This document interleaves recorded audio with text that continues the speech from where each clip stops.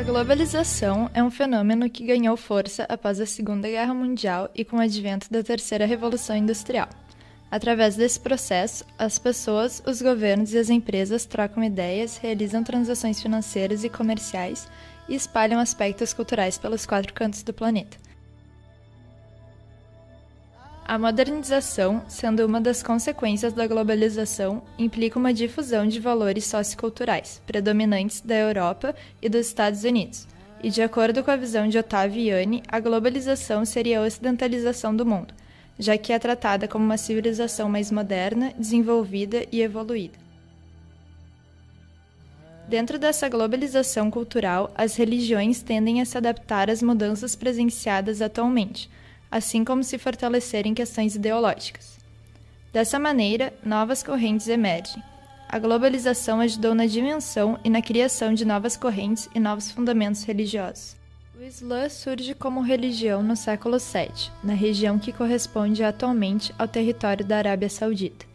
Sendo uma religião monoteísta, assim como o cristianismo e o judaísmo, que são herdeiros do zoroastrismo, o islamismo acredita na existência de um único Deus e é fundamentada nos ensinamentos de Muhammad, chamado pelos ocidentais de Maomé. Após a morte de Muhammad, e já com grande expansão do Islã, a religião sofreu ramificações, ocorrendo divisão em diversas vertentes, com características um tanto distintas a respeito de quem deveria ser o sucessor, originando, dessa forma, as correntes sunita e xiita. Se enfatiza demais os problemas entre sunitas e xiitas e essas divisões, elas são mobilizadas politicamente. O que eu quero dizer com isso? Eu quero dizer que os sunitas e os xiitas, eles não têm um problema natural entre eles. É que essas divisões sectárias, elas são mobilizadas de tempos em tempos para servir a determinados interesses. Por exemplo, quando o Irã era governado pela família Pahlavi, ou seja, o Irã é um estado laico, completamente subserviente aos Estados Unidos, a relação do Irã com a Arábia Saudita era perfeita.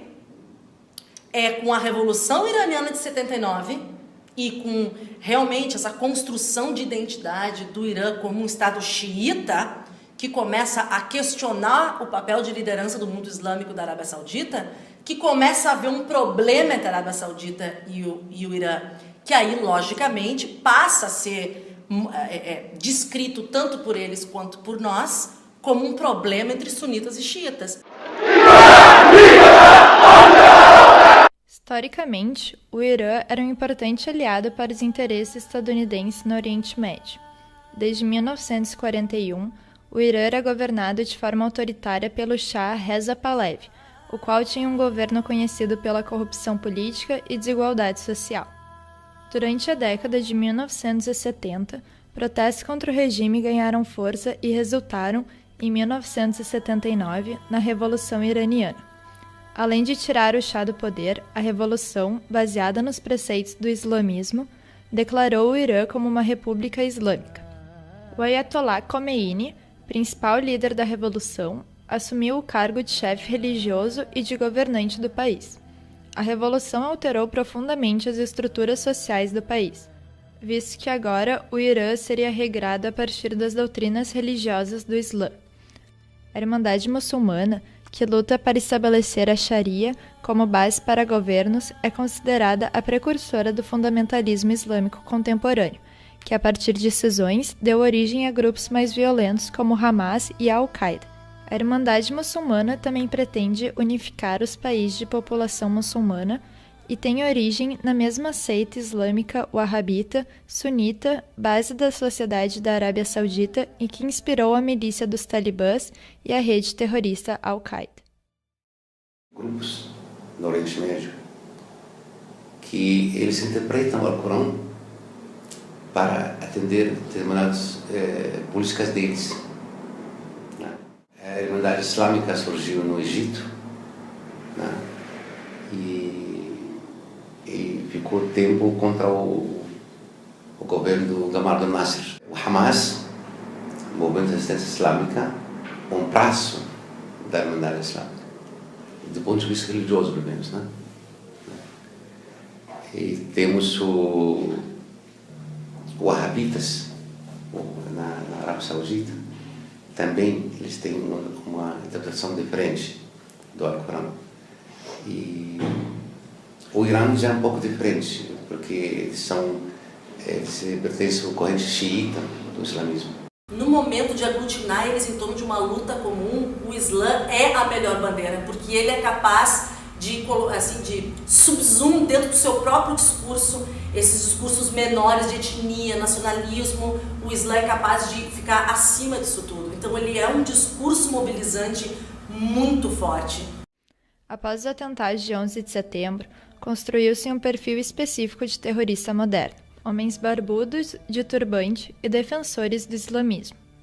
Mesmo com um número de mortos muito inferior se comparado com diversos ataques estadunidenses, os atentados de 2001 tiveram um impacto mundial após atacarem, ou na tentativa de ataque, aos prédios do World Trade Center, do Pentágono e da Casa Branca, que, respectivamente, são os símbolos do poder global financeiro, militar e político. Acho que uma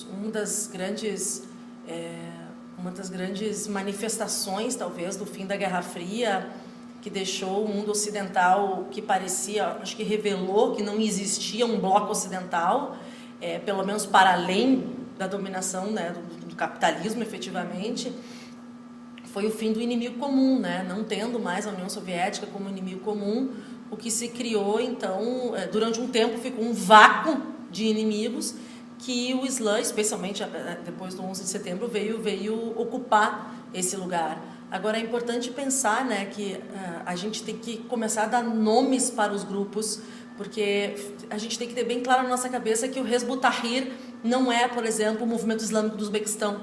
Eles são movimentos muito diferentes entre si. As lutas são diferentes entre si. E como a gente tem uma tendência a associar grupos islâmicos políticos com a Al-Qaeda ou com o Estado Islâmico, né, com Daesh, a gente acaba falando deles e aí eles acabam personificando todos os agrupamentos políticos islâmicos. E a gente não pode fazer isso. Então vamos lembrar o Edward Said, do orientalismo. O Oriente é uma invenção do Ocidente. Mais recentemente, no atentado de 11 de setembro, foi um marco para, eu acredito que contribui bastante para manchar a imagem do Islã aos olhos do mundo, né?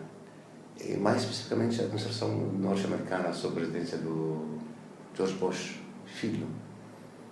Lembro que ele falou que quem não está comigo está contra mim. You're either with us or you're with the enemy. That's clear. I will continue to make that clear. Esta é uma cruzada. Então usa o termo cruzadas, né? E isso é muito perigoso, porque tipo, quem concorda comigo automaticamente é inimigo. Os outros, claro, os outros não são os aliados europeus, os outros são os muçulmanos, os árabes. O fato de que os muçulmanos são os inimigos, isso não é uma coisa recente. Esse é um discurso que pode ser mobilizado a qualquer momento, porque ele faz parte, inclusive, da própria Constituição da Europa, da identidade europeia como cristã.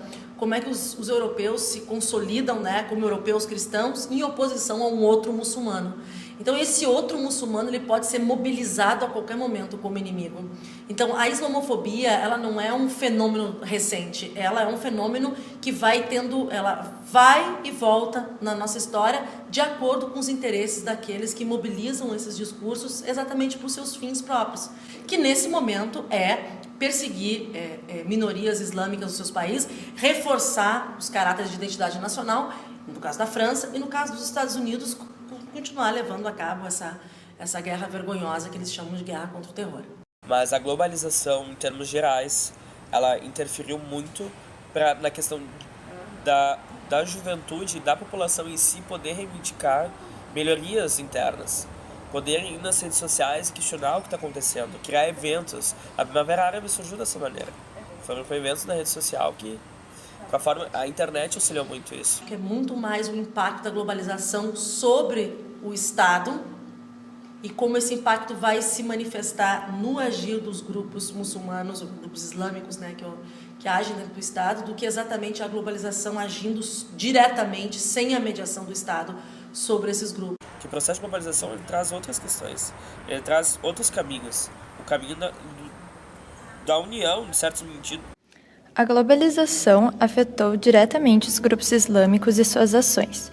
Alguns grupos, como o anti-americanismo, optaram pelo terrorismo e pela destruição da influência ocidental. A partir disso, criou-se um discurso de o Islã ser o inimigo comum, capaz de bombardear, morrer e matar em nome da sua religião. O Ocidente constrói essa imagem, mesmo que suas ações sejam muito mais violentas e sem ser fundamentadas em nenhuma crença.